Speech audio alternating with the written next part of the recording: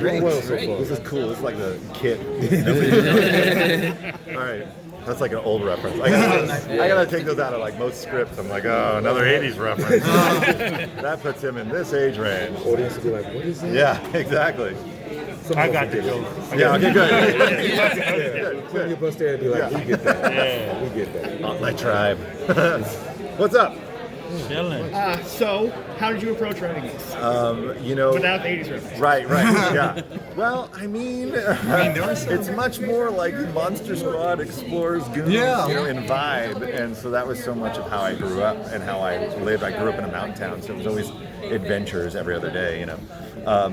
How I approached it was that Rick came to me years ago, and he was like, we had done like a DC Lego Aquaman, I think, and that's when we had first really worked together. And now we've done like 10 movies together. But he was like, I want to do Super Sons, and he was really passionate. He handed me the trade, the Tomasi trade. I'm a huge Tomasi fan, and Jimenez art and whatever. And I'm like reading it, and you just get the flavor of it. It's kind of like Huck Finn, Tom Sawyer adventure sci-fi thing. And I remember being like, I love this so much. And so we just kept talking about it. We're like, what would it be about? And for years, because we kept asking them, like, hey, can we do this? And they'd be like, no. I'm like, oh. But we did. We kind of, I don't know why we didn't stop talking about it, but like for years we'd meet for lunch and be like, oh, you know what'd be great is if Damian showed up at Jonathan's school. Yeah, that would be good. You know? And like I got bullied in kids, you got to get a bully, you know? Like, and so we just kind of talked about it. So there came like a weird corporate hiccup where they said yes, and luckily we had talked about it it's in such a granular detail that I had the outline done in a couple of days, and we pitched it, and everybody's like, yeah, great, and we're like, okay, and it was like, and then it was just like, I know we're all just like hurrying, we're like, we gotta get the script done because we're afraid they're gonna say no, and I mean, it was in animation, we were like, they're still gonna say no, like we were just convinced. But they didn't say no, so we just kept pushing forward. It was great because Rick and I are both dads. We both think about things in terms of, you know, the father-son dynamic, what it means to be a hero, what it means to be a father, what it means to be a son, you know, and we kind of approach that. That's how we approach it emotionally. And then I think my characteristics and the love I have for adventure, and I say that more than just action, it's more adventure. It's more about what's the thing you're going to uncover next. You know, it's like, oh, we got to have the Fortress of Solitude. We got to have crypto, you know, different things like that. So obviously, Super Sons are the focus, but you also have other characters like Cassie Sandsmark, Wonder Girl. She's in it. She's got not a huge part, but a significant part. My friend Myrna Velasco, she voices her, and she actually is in the news this week. She plays Velma's first openly gay love interest. So I was really happy to see her in this project. Yeah. So I'm curious.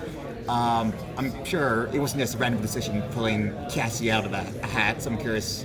Bringing her in. So part of it is that I have a huge love of Young Justice. That looks great.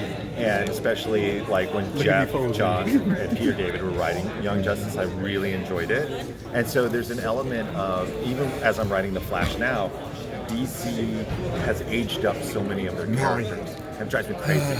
And so so that's why Flash's kids I've kind of like pushed into prominence a little more, along with Animal Man's kid, and I'm adding more kids to it. Mm-hmm. And I've always lamented that John and Damian aren't there, because I felt like with that, part of it was that Young Justice is just a smidge older than John and Damian. And so having Wonder Girl there is kind of like, yeah, but, you know, it's just those kids that are like, you know, one grade higher than you, and they think they're that much better. And of course, Damian has such a huge ego. He's just like, "What do you mean?" You know? And then when he gets rejected, you know he's thinking, "I can kill all of them." Well, but no, I'm recovering assassin. You know. So. One word. Yes. Multiverse. Yes. Yes. Yes. All right. I'm just saying. I mean, obviously there has to be a 12, 13-year-old Jonathan and Damian running around out there. Right. I am just saying. Can we just get another one? If you read The Flash within the next year, you might see something like that. All right. I'm not saying that's true. Okay. But it might. Thank you for fixing Wally. Plausible. Thank you for fixing Wally. I'm like looking around. We've got to talk about Superman. Super Sons. Yeah. Was there a character that you found that you maybe found enjoying writing a little bit more? Lois Lane. Yeah, mainly because one thing that I miss from Lois Lane is like when you have Margot Kidder in the Donner movies and she's just smoking it and I always think of her like, no, she's a hard-nosed reporter with like a foul mouth that now has a kid, and so there's a certain element of like you see that character coming out, you see the fact that she has a cigarette lighter still in her purse, and you're like, and then the fact that like at a drop of a hat she just starts cussing, and you're like, what? And I'm like, because that's who she is. That's how she got to the place of prominence. And when you have people like that are trying to like restrain that other part of them as being a parent, like as you do, you're like, okay, I can't scream at this child, And it's like she's this hard-nosed reporter that has to be, and she's also a mom. So there's that balancing act. And in this, I found myself going like, oh, I just want to reveal little bits of that. And Laura's so good. And she did such a great job. And there's a scene in the movie. Have you guys seen it yet? I haven't seen it. Okay, so we're seeing it. You have. I have. Oh, so there's a scene in the movie where you get a flavor of who she used to be in a way, or who she really is, probably outside of the kid. Outside of being a mom when the kids are in bed. Yeah, it's like the first time I heard my mom say that SH. Oh my God, the SH word. I was like, what just happened? Like, it just got serious. Like I was not prepared. Mm-hmm. So. That kind of reminds me. So after I watched it, Lois Lane reminded me of what you're doing right now with Linda Park in The Flash. Yeah. So I'm curious if your wife is a writer herself, if that's something you incorporate, she inspires writing Linda and Lois. She inspires a lot just because my wife is way more intelligent than I am. She's got like an MBA and she's like super smart. And she does like professional coaching and all this stuff. And she's always reading books that don't have dragons in it about development. And I'm just like, and she'll tell me stuff and I'm like, I literally don't know what you're saying. like I can understand Star Trek, but what you're saying, So I love the fact that like my wife is very smart and probably trickles down into especially Linda, but like my wife is also incredibly sweet. And I don't think Lois is incredibly sweet. I think she can be sweet. I just think that Clark is the sweet one. That's true. No one's shut me down, so keep going. Gary. I know, he'll shoot you. Like I've been impressed for projects not related to anything with this, and someone would be like, blah blah blah, and I go, do you know Gary? And they're like, why? I go, I'm like I feel like I'm an abused wife. Like I can't tell you a spoiler. Like in comic books, they tell little years of this with Gary. Gary says last one. I'm like, I know. I don't want to get in trouble. Hi, Gary. Not talking about you at all.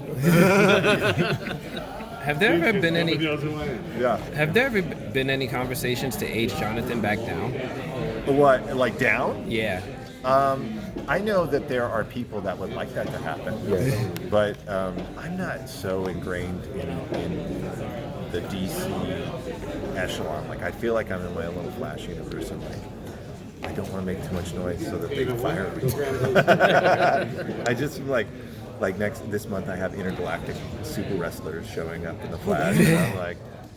And then I made a promo yesterday, like a wrestling. Yes, that's great. And I got a professional, like a custom belt made. Oh, nice. And I'm like, no one's paying attention to me.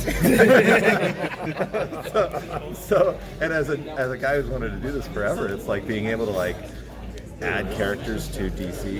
It's like a dream come true. Like whether it's Gold Beetle or this guy Omega Bam Man or whatever. Like I'm like, wow, no, don't stop me.